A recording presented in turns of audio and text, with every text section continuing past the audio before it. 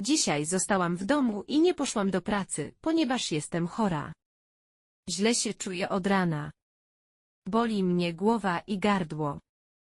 Mam katar i kaszel. Dużo odpoczywam w łóżku. Piję ciepłą herbatę z cytryną. Biorę leki i staram się spać. Cały dzień spędzam w domu. Nie mam dziś dużo energii. Mam nadzieję, że jutro poczuję się lepiej. Dzisiaj zostałam w domu i nie poszłam do pracy. Dzisiaj zostałam w domu i nie poszłam do pracy.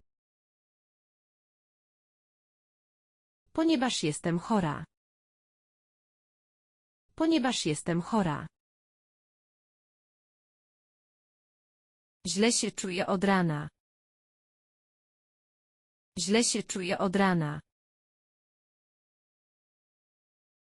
Boli mnie głowa i gardło.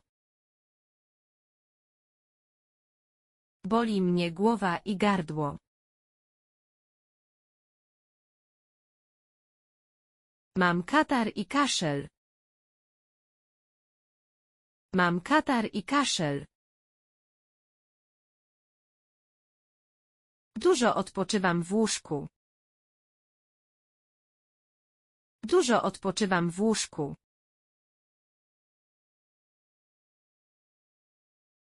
Piję ciepłą herbatę z cytryną.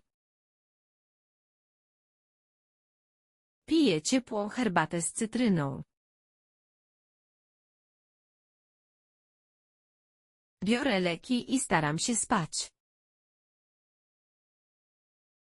Biorę leki i staram się spać.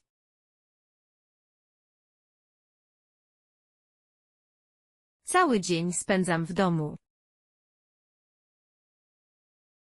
Cały dzień spędzam w domu.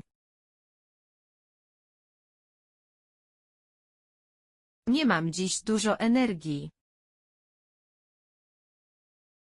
Nie mam dziś dużo energii. Mam nadzieję, że jutro poczuję się lepiej. Mam nadzieję, że jutro poczuję się lepiej.